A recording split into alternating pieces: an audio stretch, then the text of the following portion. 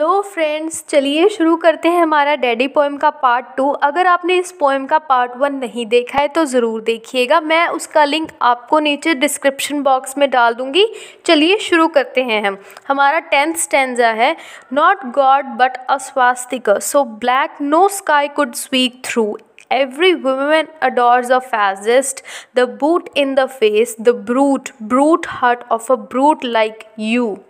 इस स्टैंजा में स्पीकर अपने फादर को पहले गॉड से कंपेयर करती हैं। वो अपने फादर को as a giant black swastika कहती हैं जिसने पूरे आसमान को कवर किया हुआ है। फिर स्पीकर लाइंस को मेन एंड वुमेन की सरकास्टिक डिस्क्रिप्शन देते हुए शुरू करती हैं, उसके अपने फादर की तरह। अगली लाइंस में प्लैथ जो है मोक करते हुए कहती है कि एवरी वुमेन अडोर्स अ फैसिस्ट, और उसको फिर आदमियों की वायलेंस की, उनकी हिंसा को बयां करती है उसके फादर की तरह। अगली लाइंस में वो ब्रूट वर्ड जो है वो 3 बार यूज़ करती है। अगर ये लाइंस उसने ब्रूट वे में बोली होती, मॉक वे की बजाय, तो इसका मतलब होता कि जो वुमेन होती हैं उनकी नेचर होती है कि वो जो है वायलेंट ब्रूट्स के साथ ही लव में फॉल करती है। मतलब वुमेन जो है उन्हें वायलेंस से प्यार होता है, इसलिए वो जो आदमी वायलेंट होते हैं उन्हीं से उन्हें प्यार होता है, या उनकी शादी होती है, या उनकी तरफ अट्रैक्ट होती हैं। हमारा नेक्स्ट स्टैंजा है, you stand at a black board daddy in the picture I have of you, a cleft in your chin instead of your food, but no less a devil for that, no, not any less the black man who। इस stanza की पहली line में speaker अपने father को as a teacher standing at a black board describe करते हैं। Actually friends, जो हमारी स्पीकर हैं उनके जो फादर थे ओटो प्लैथ, वो एक प्रोफेसर थे। स्पीकर अपने फादर की चिन में जो है वो एक क्लिफ्ट देखती है, जिसका मतलब है कि वो अपने फादर को एक डेविल के रूप में देखती है। आपको पता ही होगा कि डेविल के जो है पैरों में क्लिफ्ट होता था, बट उसके जो फादर है उनकी चिन में क्लिफ्ट है। ठीक है, स्पीकर अपने फादर को मानती हैं कि उन्होंने जो है अब पैरों में क्लिफ्ट पहनने की बजाय उन्होंने चिन में कैरी किया हुआ है।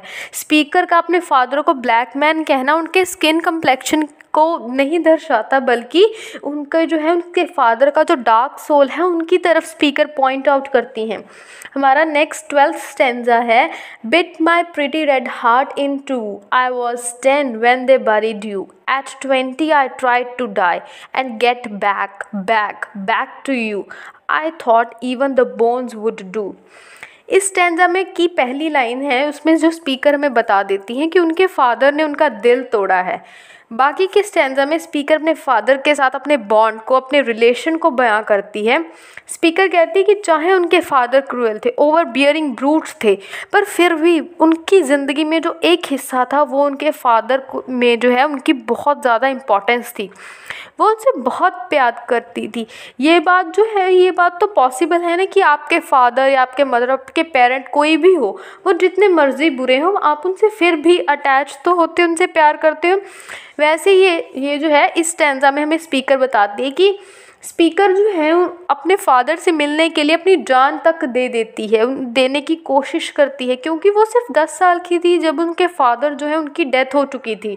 स्पीकर सोचती है कि चाहे मैं आपको दोबारा कभी ना देख पाऊँ, पर मरने के बाद मेरे जो बोन्स हैं वो जो है आपकी डेड बॉडी जहाँ दफनाई गई थी उसके साथ ही दफनाए जाए, ताकि जो है हमारी स्पीकर को जो है सुकून मिल सके। आगे हमारा 13th स्टैंजा है, but they pulled me out of the sack and they stuck me together with glue and then I knew what to do, I made a model of you, a man in black with the Mein Kampf look. इस speaker कहती है इस stanza में कि चाहे मैं आपकी यादों से तंग आ चुकी थी, उनमें फंसी हुई थी, पर मैं कभी सुसाइड नहीं कर पाई। इस पॉइंट पे आकर स्पीकर ये रिवील करती है कि उसने जो है उसे जो है इस दुनिया में पुल बैक किया गया था, कोई उसे खींचकर इस दुनिया में वापस लाता था। स्पीकर कहती है कि मुझे अपने फादर को जो है उन्हें रिक्रिएट करना पड़ेगा। उन्होंने सोचा कि मुझे एक ऐसा आदमी को ढूंढ लेना चाहिए जो स्पीकर को उनके फादर की याद दिलाए। मतलब वो अपने जो है अपने फ्यूचर हस्बैंड को अपने फादर लाइक फिगर में ढूंढती थी। हमने फ्रॉइड की थ्योरी पढ़ी है जो उन्होंने इडिपस लिरेक्स को लेकर कम्प्लेक्स को लेकर दी थी, वहाँ पे जो है वो यहाँ पर अप्लाई होती है। वो थ्योरी ये थी कि एज अ चाइल्ड गर्ल्स जो होती है वो अपने फादर से और बॉयज़ जो होते हैं अपनी मदर से अट्रैक्ट होते हैं, और जब वो ग्रो करते हैं मतलब जैसे जैसे वो बड़े होते हैं अपनी मैच्योरिटी की तरफ जाते हैं तो लड़के जो है अपनी वाइफ्स अपने जो है मदर की कम्प्लेक्शन की ढूंढते हैं, और गर्ल्स जो अपने हस्बैंड जो है उन्हें उनमें जो है अपने फादर की तरह ही चाहिए।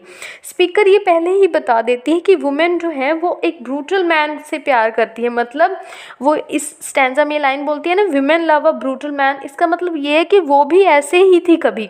ये लाइन जो है स्पीकर अपने खुद को बोल रही है, अब तो वो ये कन्फेस कर रही है।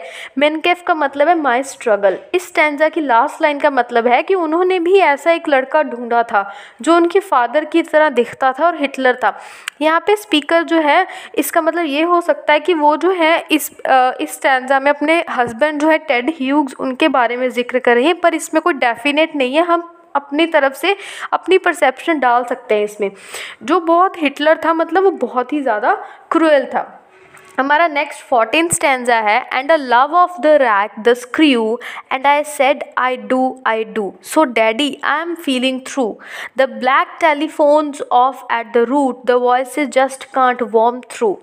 इस स्टैंजा में स्पीकर बोल रही हैं कि उन्होंने एक ऐसे इंसान से शादी की थी जिसने उन्हें बहुत ज़्यादा टॉर्चर किया था, जिसका मतलब था कि चाहे उनसे अपने फादर लाइक फिगर हस्बैंड से ढूंढने के लिए एक जर्मन लड़के से शादी कर ली, जिसके बाद उसने जो है अपने फादर की डेथ पर भी वो कभी मौन नहीं कर पाई, उन पर भी कभी अफसोस नहीं कर पाई।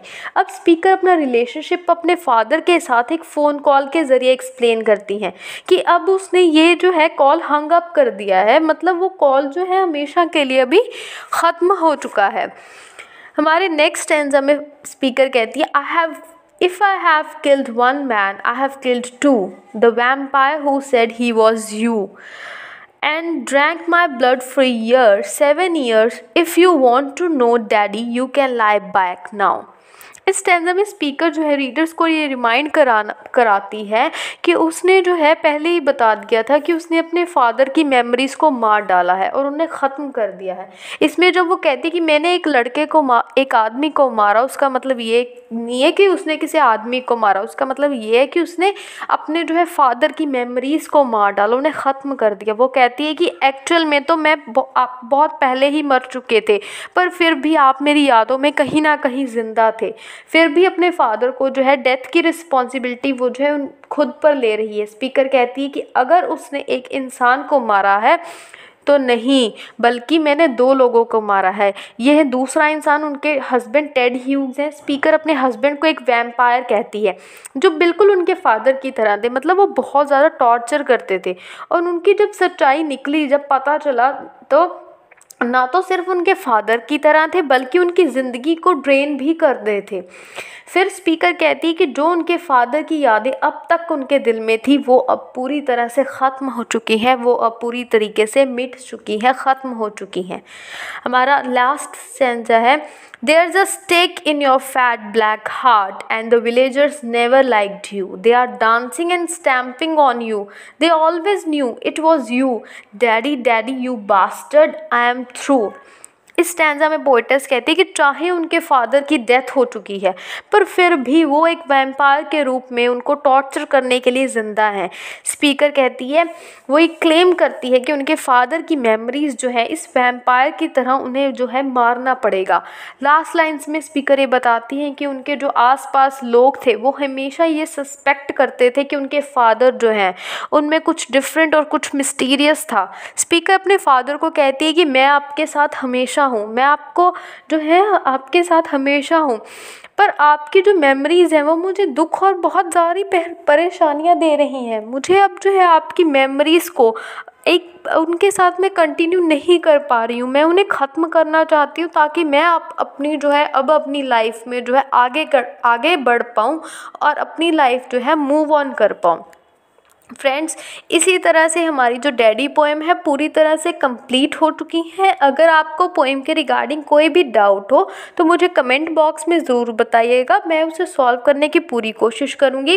और अगर आपको पोएम समझ में आई हो तो वीडियो को लाइक ज़रूर करिएगा और अपने फ्रेंड्स के साथ शेयर ज़रूर करिएगा। अगर आप मेरे चैनल पर नए हो तो चैनल को सब्सक्राइब भी ज़रूर कर लीजिएगा। मिलते हैं फ्रेंड्स हम नई वीडियो के साथ, तब तक stay safe and stay curious.